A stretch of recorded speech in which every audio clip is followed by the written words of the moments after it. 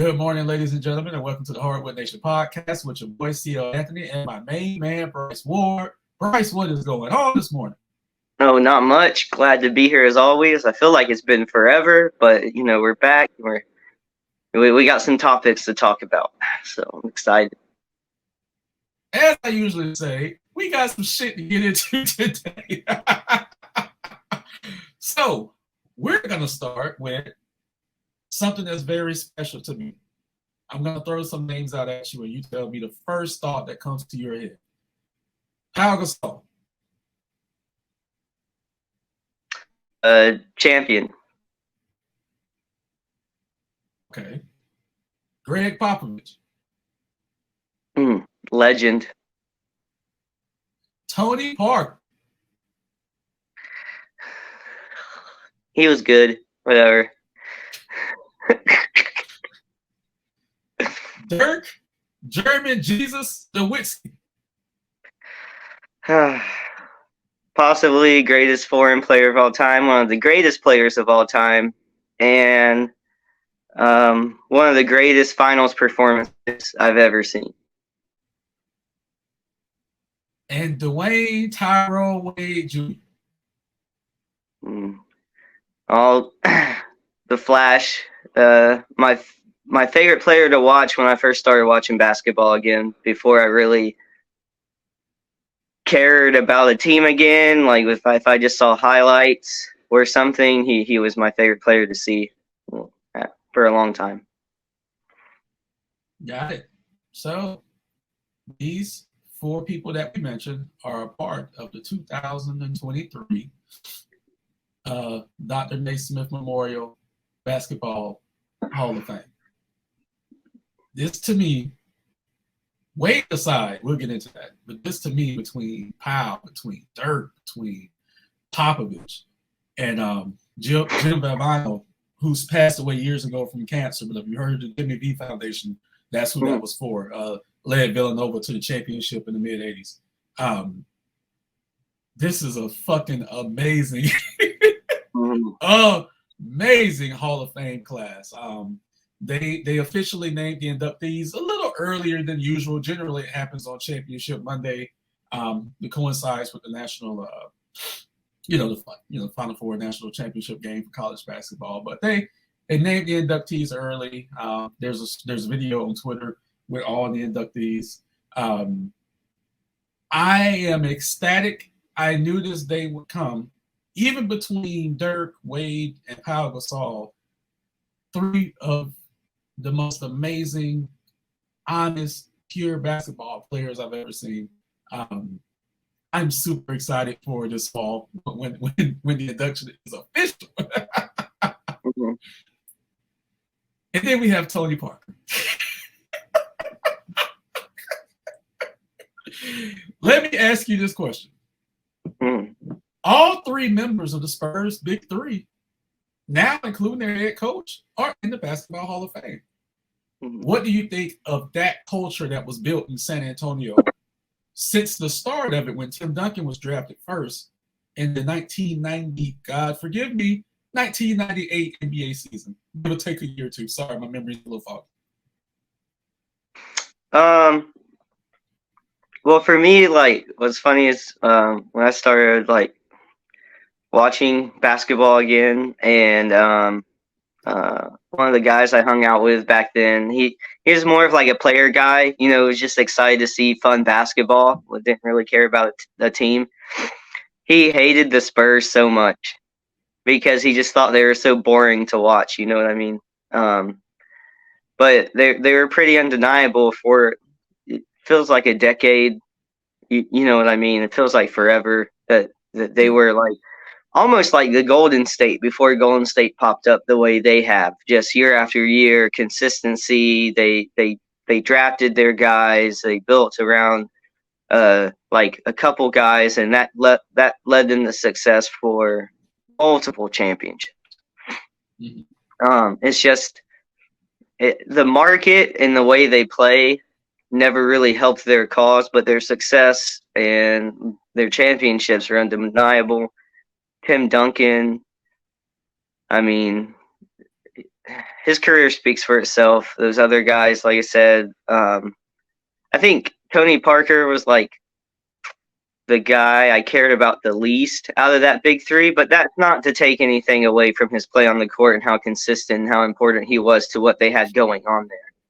And we've seen, like, I'm not taking anything away from him. He was just like the least exciting person to me, or my least favorite guy on that team. But I mean, the team just exudes what Popovich is. It seems like, as a coach and as a person, and it's led to tons of success.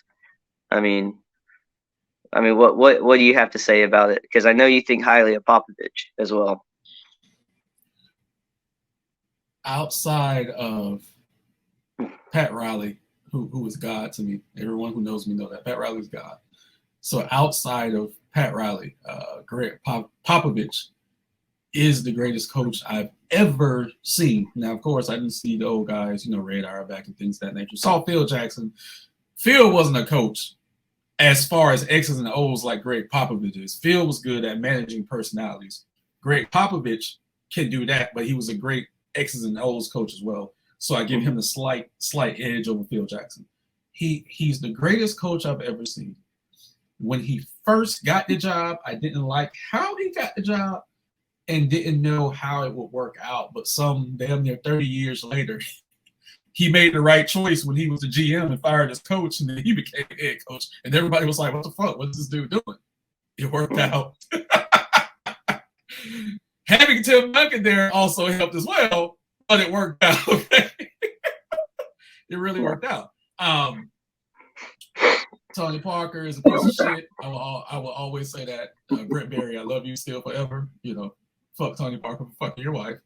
Manu Ginobili, of course, watching him play on those Argentinian Olympic teams or international teams was amazing. And there's absolute nothing I can say about Tim Duncan because no word can describe his greatness in my book. So that whole organization to coalesce like they did, come together naturally, of course, all those players were drafted, stay together. Because even though, there wasn't off-the-court issues, there were different personalities, and Tim Duncan isn't the most friendly person in the world, so they still had to get together and make it work. But yeah, kudos to that franchise because it is a model of stability and a model that most teams would want their franchises to be, So yeah, definitely congratulations to them. Now we're going to talk about the favorite player of mine, because I'm multitasking. I've had the pleasure of following 3 players in my life: Charles Barkley, Alonzo Mourning, and Dwayne Wade. All 3 of those guys are now in the Hall of Fame. My 4th favorite player, I don't know if he's going to make it. I'm talking about Jimmy Butler, but Jimmy Butler doesn't give a fuck if he's in there or not. I thought you were talking about Tyler Hero. No. Jimmy Buckets, I love you, and I know you don't give a fuck.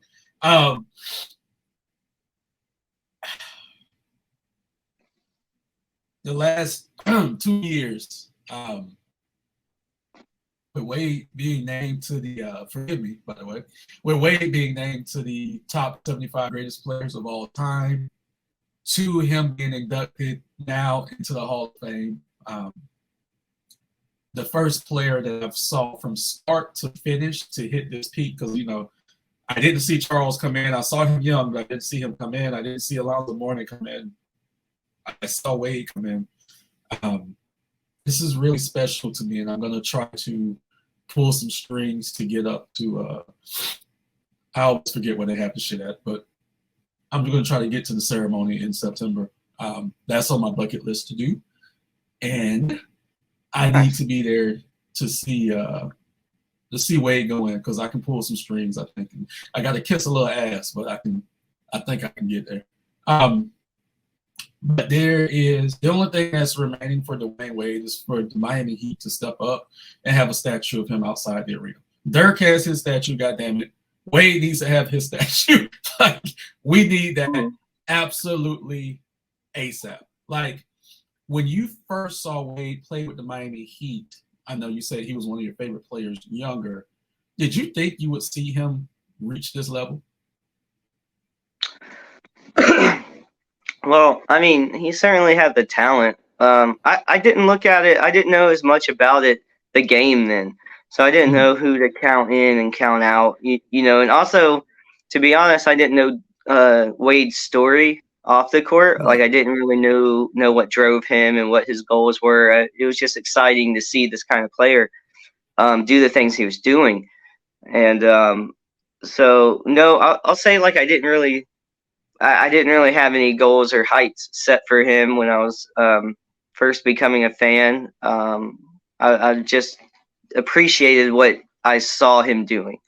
But it to me it was greatness. So it would make sense to me later on that that's what his career was as well. It reflected his play style, which was driven.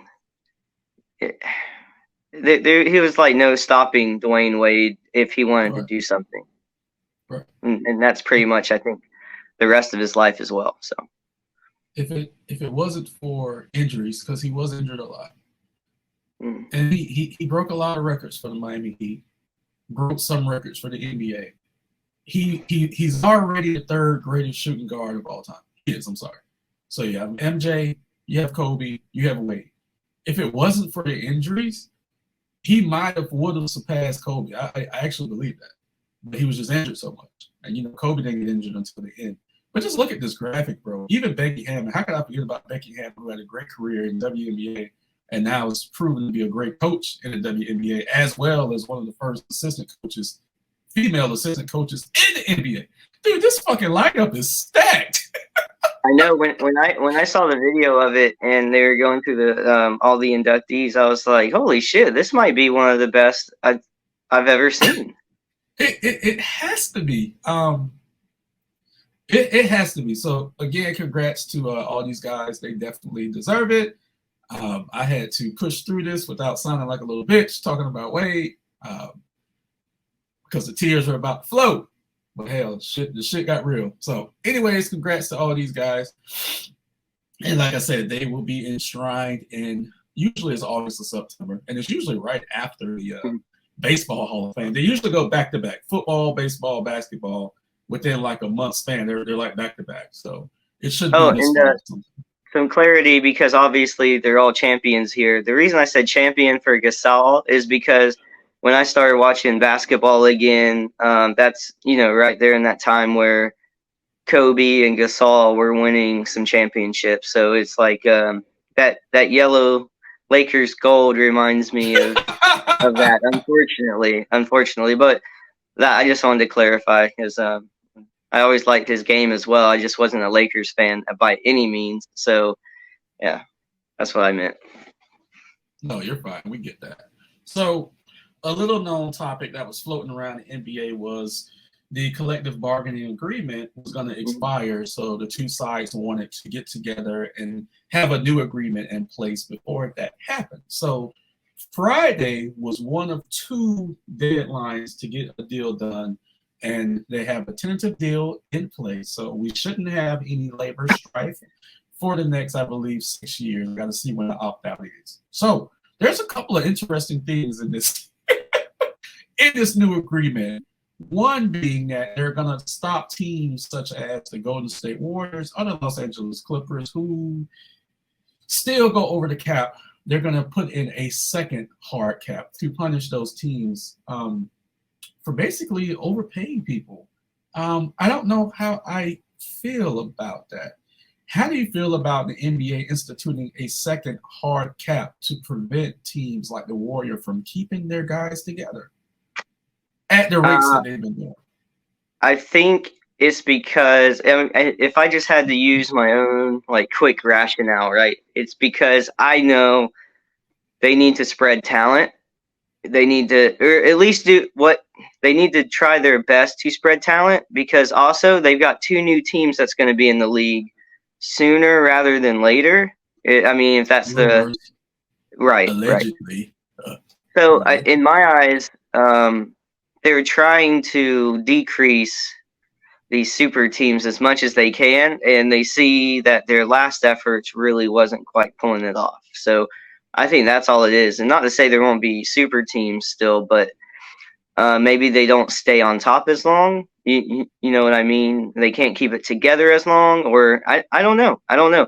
Maybe some teams will still just pay the tax. Maybe it'll be worth it to still pay the tax. But it just seems to me like if they're cracking down on it, there's a reason for it, and it seems like they definitely want to spread talent. But the talent spread, honestly, this is the best. Like, if you look at any team, whether they're injured or not right now, every team has like a star guy. Or at least it feels that way. Almost every team, but it seems like they're trying to do that more. Yeah, they really are. They're also going to try to stop load management by putting a game restriction on some end-of-season awards, such as all NBA team honors and league MVP honors, to where players have to play in at least 65 of 82 games. How do you feel about this one? So that can affect some bonuses as well, correct? Like some players have bonuses for all-player first team and things like that. Correct. I think it's a good idea because I get some load management, but then at the end of the day, getting paid contract that's, expect you to do this for like the entire season. Like if you actually get hurt, that's one thing, but that's not what load management is. Load management is like a way to either keep your guy fresh or healthy until the end, like trying to increase the odds in your favor, I guess. And I get it. I don't think it's all just dumb, but with what these guys are getting paid and the way these contracts are, to me, it makes sense that there would at least be some sort of clause or something in there, at least talking about it instead of just leaving it alone, because it's becoming a bigger and bigger topic today. I mean, you go on NBA Twitter and there's a conversation about it almost every night. You know what I mean? So it's definitely important. I definitely lean on the side of where I'd like this a little bit better because it holds players more accountable. We're all human. We're all going to take advantage of things. If I got a little extra money and I didn't have to do nothing, there's nothing to say, oh, man, tonight I'm just not feeling it. Load management.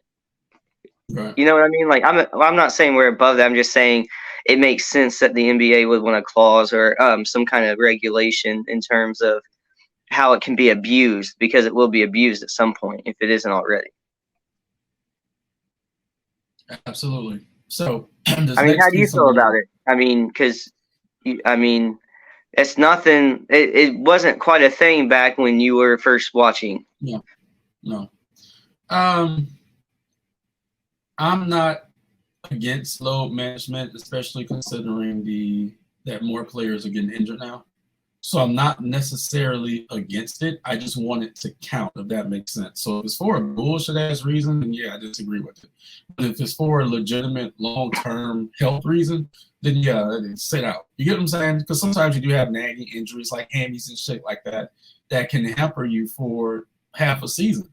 If you need to take 2 to 3 weeks off to rest that thing, do it.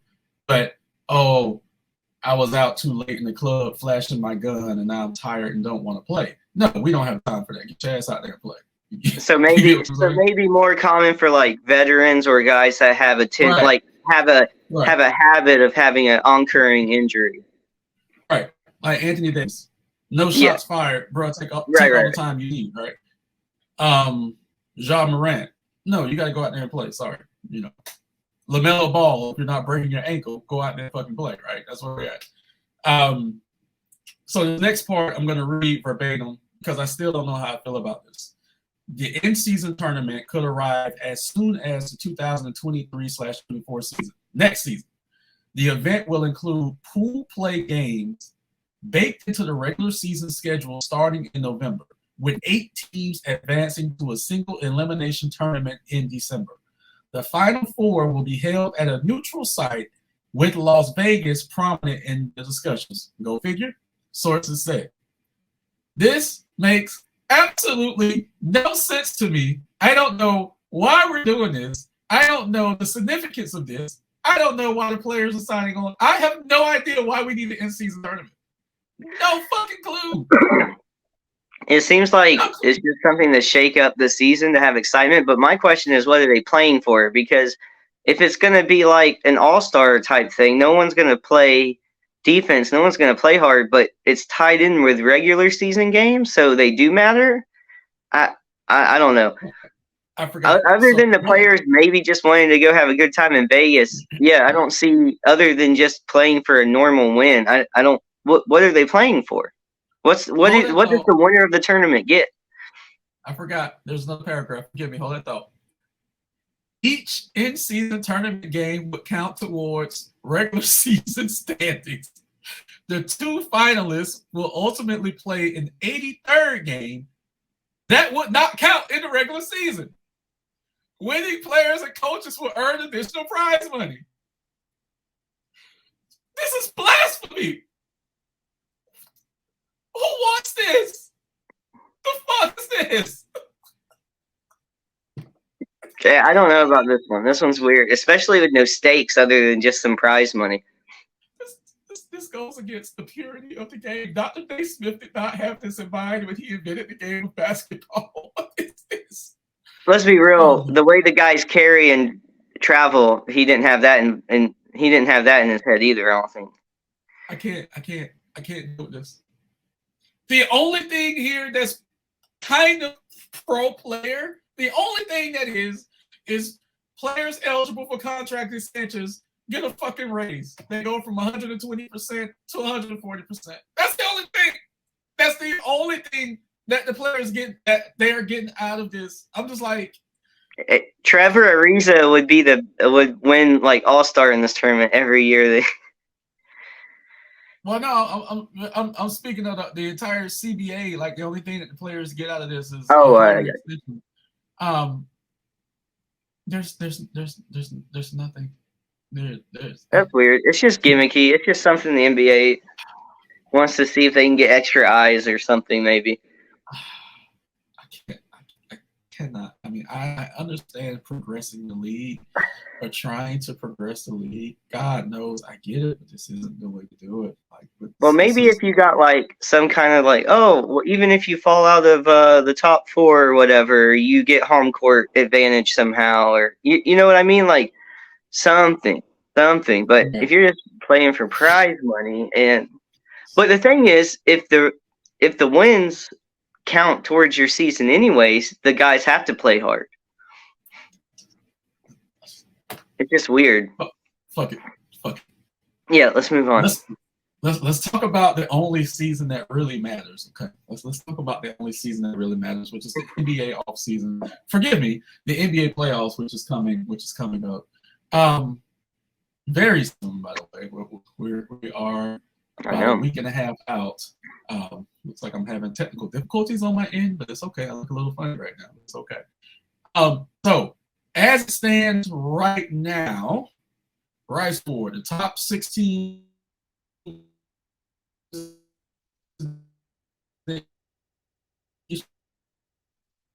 Conference are Milwaukee Bucks, Nets. Yes, we are having technical difficulties this morning, folks. Can you hear me, Bryce? Are you there? Yeah. You broke up some, but I got you. Yeah, that will be fixed next week. Moved into my new office. That'll be fixed next week. All right. So then we have the play-in games: the Miami Heat, the Atlanta Hawks, the Toronto Raptors, and the Chicago Bulls. Bryce Ward, who do you think in the Eastern Conference can be a dark horse to take out one of the upper echelon teams?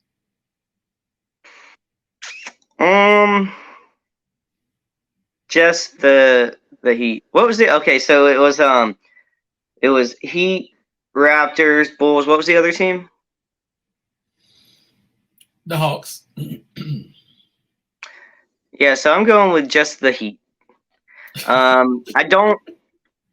I think the Bulls could be better, but they just haven't been able to pull it off between last season and this season. So I still don't think I don't believe in them to beat the upper echelon teams, as you said. The Heat are the only team I think could do it, and I don't think this year that they do. Last year, yeah, but this year, I think they could take them 6-7 games, yeah. but I really believe in those top 4 teams. The Heat's biggest weakness this year has been their road play. They're not going to have home court advantage, let's say, until the second round, maybe. So they're in a world of trouble. But yeah, they might be able to scare someone this year. So in the Western Conference, we have the Denver Nuggets, the Memphis Grizzlies, my Sacramento Kings, the Phoenix Suns, the Golden State Warriors, and the Los Angeles Clippers are in the top 6. In the play-in, you have the New Orleans Pelicans, the Los Angeles Lakers, the Minnesota Timberwolves, and the upstarts, Oklahoma City Thunder. Can you fucking believe that? Because Dallas has tanked. Bryce Ward, in the Western Conference, what play-in team do you think? I already know the answer to this. What play-in team do you think could give a scare to maybe one of the teams in the upper echelon? It's always hard for me to count the Lakers out, even though it's harder for me to really believe in them again. Possibly the Lakers, though. I don't think Minnesota could really. I think they could maybe take a team a couple games or something, but I don't really believe in them scaring them. And the other 2 teams, OKC, nah. What was the other? I keep forgetting one team every time. It's the Lakers, Minnesota, Pelicans. It just depends on their health. I think they're incredibly dangerous with Zion healthy and Ingram healthy and McCollum healthy, all playing together. They're an incredibly dangerous team.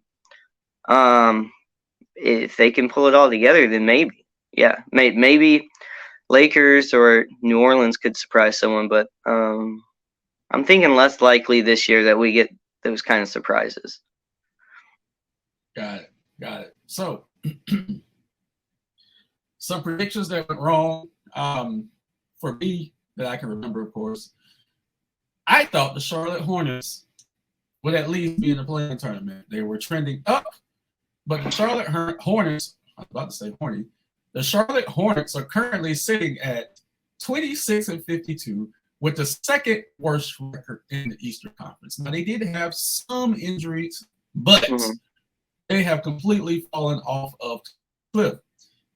How do you feel about me being wrong about the Charlotte Hornets? Did you foresee this? Or did you foresee maybe more so what I have predicted going into this? I thought they could maybe be fighting for a play-in tournament spot, but they really couldn't recover from missing Oubre and LaMelo at different times for big chunks of the season, which are arguably their 2 best players. You can talk about Hayward, but he's not really gonna lead your team to a lot of wins by himself. I don't think so. Not at this point in his career. So on paper, yeah, they looked exciting for a few reasons, but the injury bug, man, it's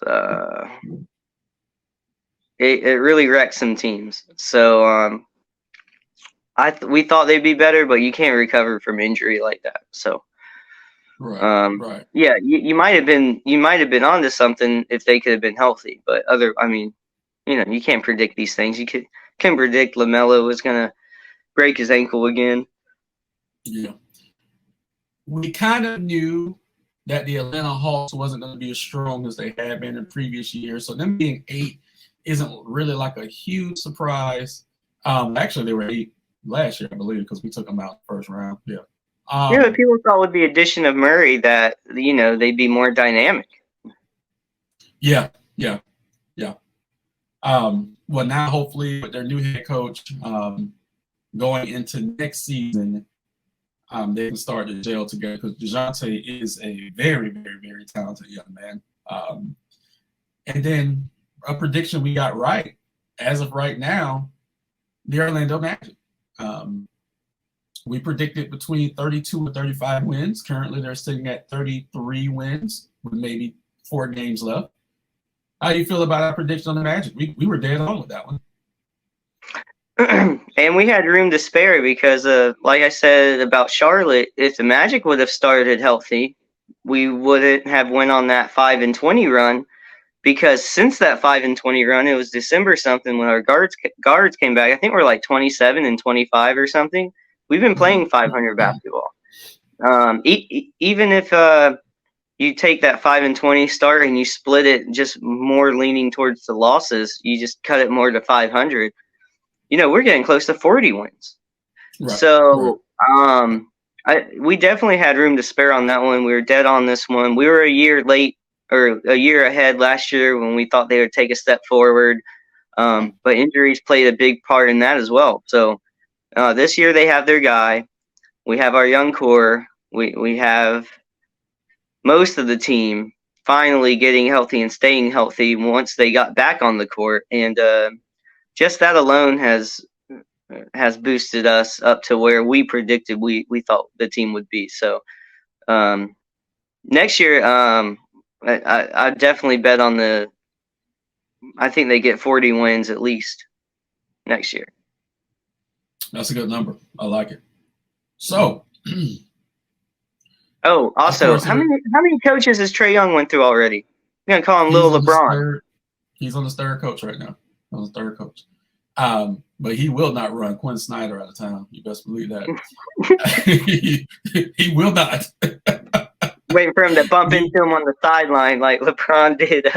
Like he did his toe. Yeah, look, Quinn Snyder got his black card. I'll just say that.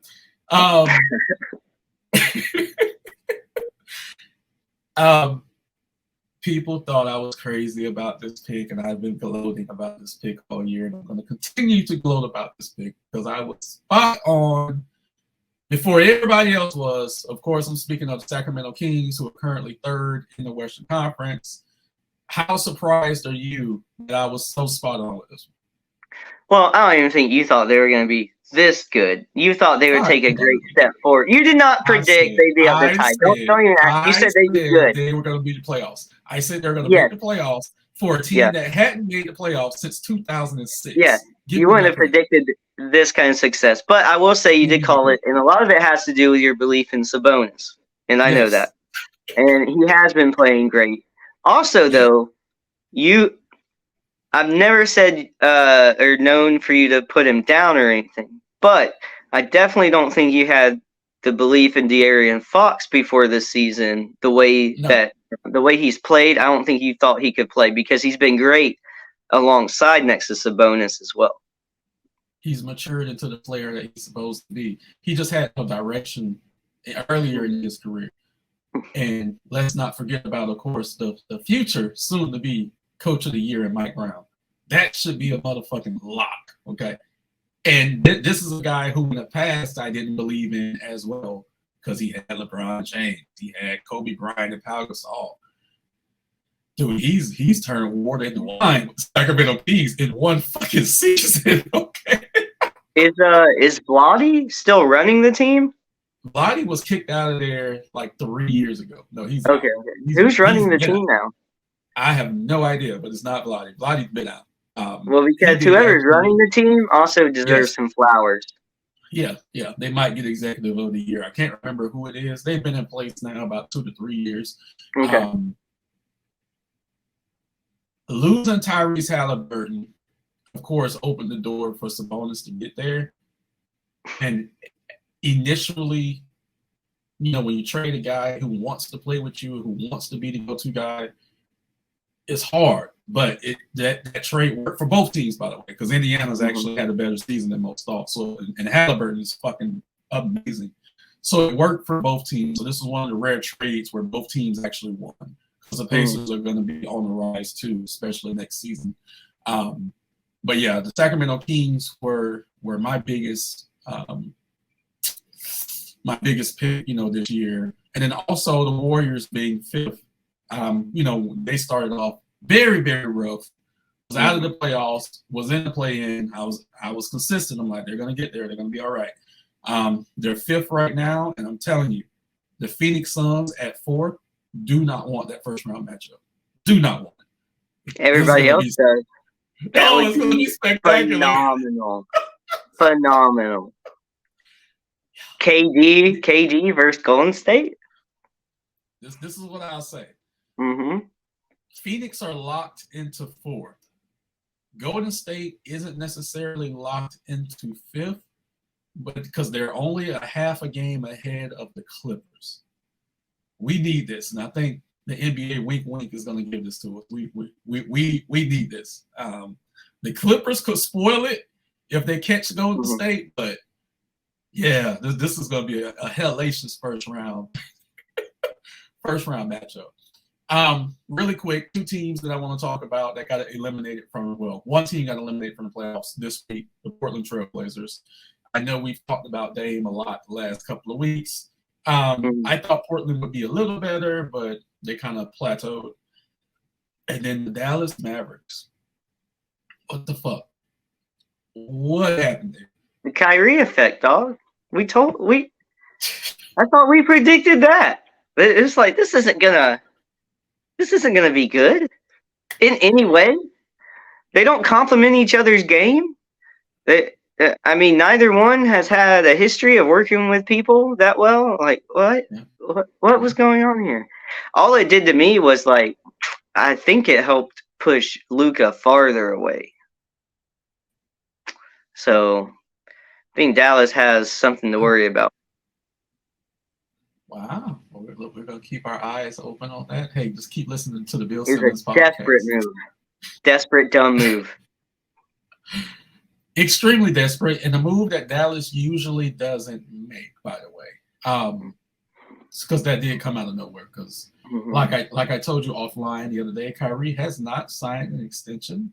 Kyrie could very well walk this offseason. So, and then what are you gonna do, right? So yeah, this is not good for Dallas moving forward. And usually Mark Cuban doesn't greenlight moves like this, and I'm shocked that happened.